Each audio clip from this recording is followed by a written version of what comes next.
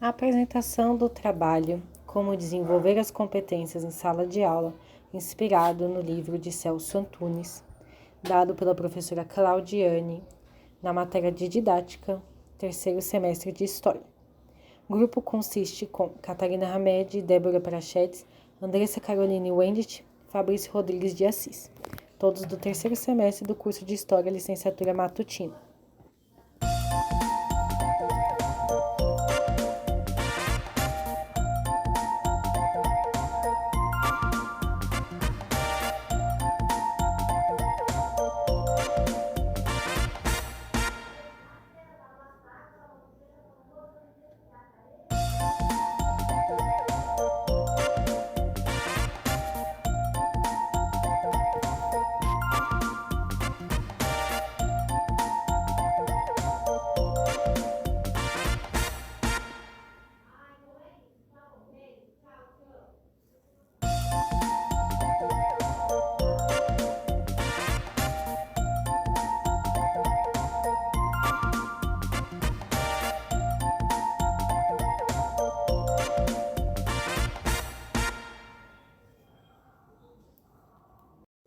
No continente asiático, num país chamado Tailândia, surgiu então uma conferência na qual participação da Unesco.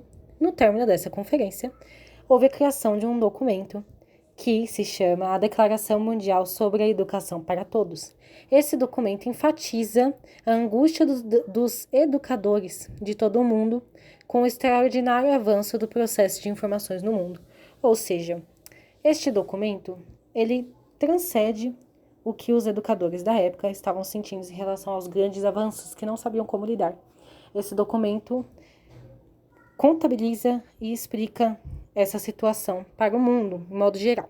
A preocupação maior revelada neste momento é o medo e a incerteza de não conseguir transparecer e passar aos alunos esse tanto de informação que vinha chegando tão repentinamente. A formação já não parecia o bastante para esse tanto de informação que foi surgindo e existia um medo de não conseguir transmitir esse saber aos alunos. Neste trecho do livro, discute-se o papel do professor ao passar a informação, passar os seus saberes. Se antigamente era simplesmente passar, agora não era apenas passar a informação, era também explicar para o aluno como chegar nesta informação. O livro utiliza até de uma metáfora relacionando o aluno a ensinar o aluno a usar a bússola, não somente apontar o caminho. Inspirados pelo documento tailandês, educadores e professores de todo o mundo decidiram então fazer seu próprio documento, seu relatório, que se iniciou em março de 93, terminou em setembro de 96. A construção foi bem longa. E nesse relatório ganhou o título Educação, um Tesouro a Descobrir, cujo representa a crítica política educacional para as salas de aula, ou seja, onde eles tentavam ditar as novas regras para a nova educação.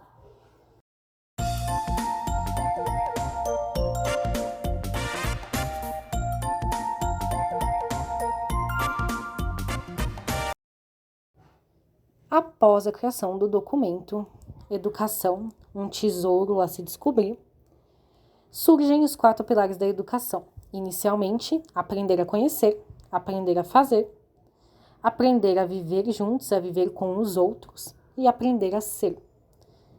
Na tentativa de buscar respostas e padronizar esta nova educação que estava surgindo nesse momento, lá para 93, 96, por aí, surgem então os 4 pilares da educação, que nós vamos destrinchar um pouquinho agora.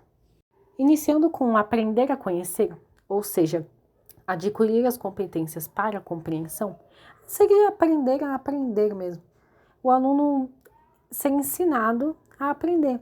Ir na escola, rotina, aprender competências na sociedade, a lidar com as outras pessoas, a lidar com seus próprios sentimentos, a lidar com a explicação, com momentos do dia a dia. Essa aprendizagem é absolutamente essencial para as relações interpessoais, as capacidades profissionais e os fundamentos de uma vida digna. Ou seja, essas capacidades são extremamente necessárias. Por isso, este é o primeiro pilar da educação, porque primeiro tem que se aprender a aprender para poder compreender as outras necessidades da vida social. aprender a fazer. Esta segunda é bem semelhante à primeira, a diferença é que é mais focada na questão formal da profissão, ou seja, preparo para o mundo do trabalho, não somente o mundo social, mas também o mundo do trabalho. Vem então aprender a viver juntos, a viver com os outros, que significa o quê? Aprender a viver em sociedade, aprender a conviver com os amigos, com a professora, com a família. Para esse pilar da educação, é necessário já se autoconhecer e treinar as descobertas de si mesmo, para que possa compreender, então, os outros. Já no quarto pilar da educação, aprender a ser, o escritor utiliza uma metáfora relacionando com a Grécia Antiga, onde ele diz que o ser humano deve aprender a se retomar a ideia de que todo ser humano deve ser preparado inteiramente, espírito e corpo, inteligência e sensibilidade, sentido estético e responsabilidade pessoal, ética e espiritualidade, para elaborar pensamentos autônomos e críticos, ou seja, resumindo, se autoconhecer plenamente para que possa conhecer o mundo, os outros, se relacionando com o terceiro pilar. Leva a questão sobre quais competências são desejáveis nos alunos e como desenvolvê-las adequadamente em sala de aula. Isso nos faz refletir sobre a importância de ir além do ensino tradicional, estimulando habilidades como pensamentos críticos, criatividade, colaboração e autonomia. A ideia é que a educação não se restringe apenas à transmissão de conteúdo, mas também promova o desenvolvimento integral dos alunos, preparando-os para enfrentar os desafios do mundo moderno. Para isso, é fundamental adotar metodologias ativas, incentivando a resolução de problemas, o trabalho em equipe e a tomada de decisões de forma autônoma. O texto nos convida a repensar a forma como abordamos a educação em sala de aula, buscando integrar competências socioemocionais e cognitivas de forma equilibrada. Dessa forma, estaremos preparando os alunos para serem protagonistas de seu próprio aprendizado e para se tornarem cidadãos ativos e críticos em uma sociedade cada vez mais complexa. O texto aborda também a importância de desenvolver competências nos alunos, destacando a necessidade de promover habilidades como a capacidade de resolver problemas, trabalhar em equipes, comunicar de forma eficaz e pensar de maneira crítica. Para isso, é fundamental adotar estratégias educativas que estimulem o pensamento reflexivo, a criatividade e a autonomia dos estudantes, proporcionando um ambiente de aprendizagem dinâmico e estimulante. Além disso, é essencial incentivar a aplicação de prática do conhecimento adquirido, por meio de atividades que estimulem a experimentação, a resolução de problemas e situações e a inovação. Dessa forma, os alunos estarão mais preparados para enfrentar os desafios do mundo contemporâneo e se tornarão cidadãos mais críticos, participativos e bem-sucedidos.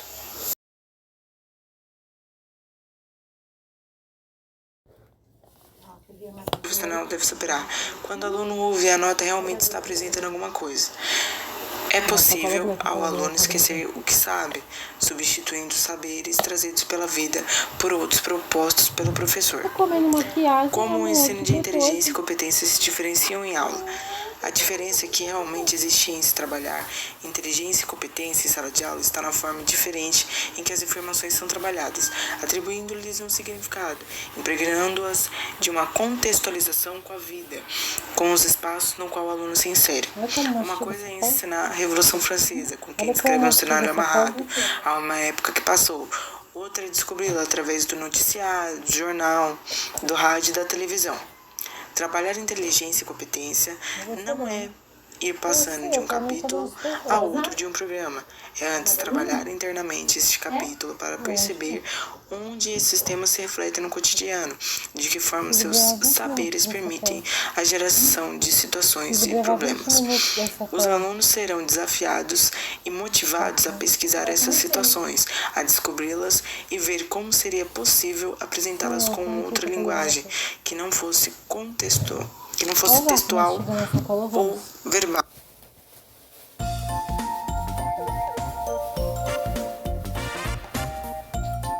Ela começa, fala.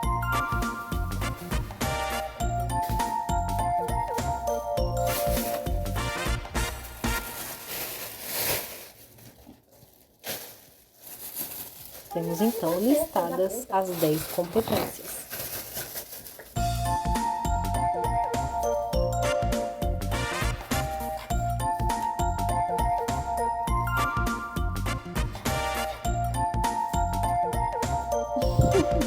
Olha só o potinho. Dá o potinho pra ela, mãe malcriada. Mãe brava. Dá o potinho pra ela brincar, mamãe dá. Ela não tem brinquedo, mãe, que dó. Ela é criança, ela não tem brinquedo, meu Deus do céu.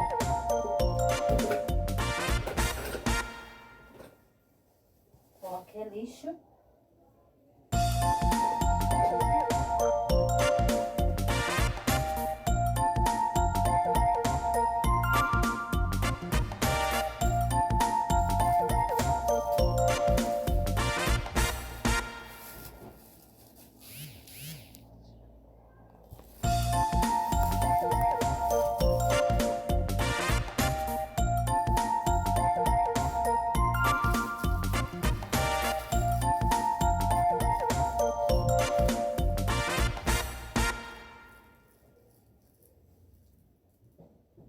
Competência número 1.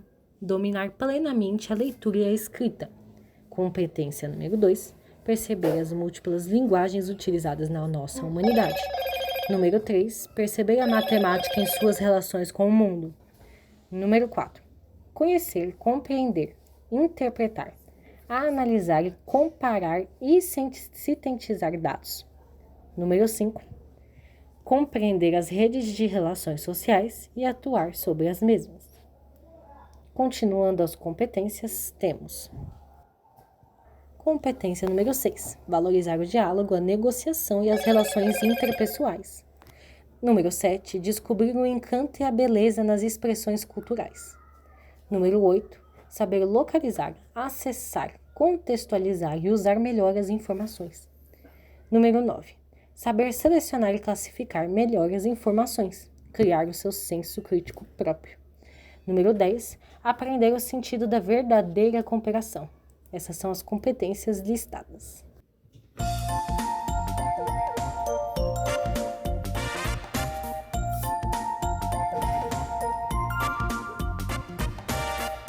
O questionamento proposto por Celso Antunes ao final do capítulo Trabalhando em Sala de Aula, Inteligências e Competências, deixa de se ensinar conteúdos? Podemos refletir sobre o que entendemos da função do professor em sala de aula. Se ensinar somente os conteúdos se torna a única meta, onde a escola teria como função construir as competências. O despertar da inteligência seria contemplado nesses mesmos conteúdos? O autor traz em meio ao texto alguns argumentos do sociólogo Philippe Perrenaud, que define as competências como sendo a faculdade de mobilizar diversos recursos cognitivos. E entre eles, Antunes cita esses recursos como saberes, informações, habilidades operatórias e as próprias inteligências. Sendo assim, como professor deveria ignorar as necessidades particulares do aprendizado de cada aluno presente em sala, levando em conta que a função da escola deveria ser fazer com que cada estudante ali presente desenvolvesse suas competências em conjunto com as suas inteligências. E principalmente, se o educador não deve ignorar essas necessidades, por que é incentivado a fazer isso dentro de sala de aula? Os questionamentos também surgem em relação aos conteúdos passados em sala de aula, onde, quando pegamos a definição de competência presente no dicionário Aurélio, qualidade de quem é capaz de apreciar e resolver certos assuntos, e pensamos nos motivos do conteúdo ideal de um plano de ensino não abrangem essa própria definição do dicionário.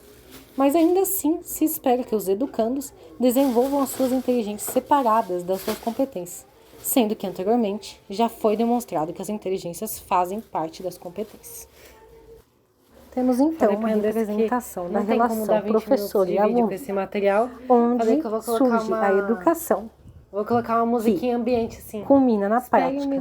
Com a prática vem o aprendizado. E com o aprendizado vem as oportunidades na vida. Ao encerrar este trabalho, realizado para a matéria de didática e para a professora Claudiane, aprendemos valorosas concepções sobre a educação e a relação entre professor e aluno, assim como também aprendemos sobre a inserção e o valor dos pais quando se trata da educação de seus filhos. Obrigado.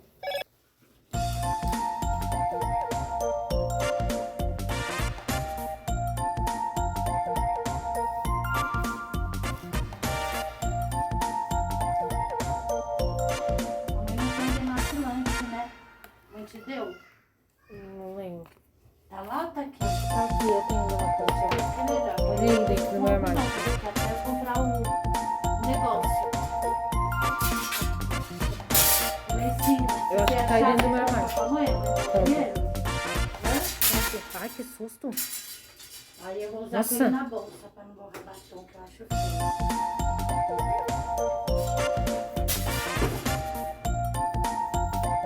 Pronto. Tá comigo. Pode abrir aqui ou não? Hã? Ó. Só tô terminando aqui. Tá Preciso, tudo bem.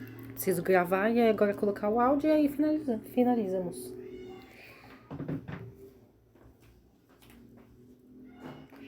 Ô mãe, eu posso pegar e emprestar seu celular um minuto? Só pra eu ler. Eu leio no seu enquanto o meu grava, então tá.